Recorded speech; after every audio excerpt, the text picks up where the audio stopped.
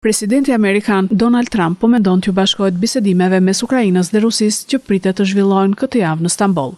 Mos e nënvlerësoni të njëjtën në Turqi, tha Trump për gazetarët në Shtëpinë e Bardhë, para nisjes për në Arabinë Saudite, Emiratet e Bashkuara Arabe dhe Katar, duke u referuar bisedimeve të mundshme më 15 maj. Po mendoj të shkoj atje, nuk e di ku do të jem të njëjtën, tha Trump, kam aq shumë takime, ndoshta do të jem atje nëse e shoh që mund të ndodhë diçka.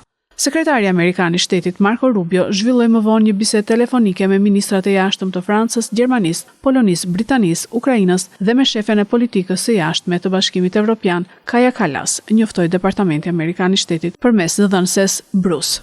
Udhëheqësit diskutuan për hapat e mëtejshme drejt një armëpushimi dhe rrugës për paqe në Ukrainë, tha Bruce. Aleatët e Ukrainës më herët ishin skeptik për mundësinë e bisedimeve dhe për sinqeritetin e presidentit rus Putin. Nuk mund të ketë bisedime në zjarr nëse nuk ka armëpushim, tha Kallas gjatë një takimi për Ukrainën në Londër. Duam të shohim që edhe Rusia dëshiron paqen. Duhet që të dyja palëta duan paqen për luftë, mjafton vetëm një, dhe po shohim që Rusia e do luftën.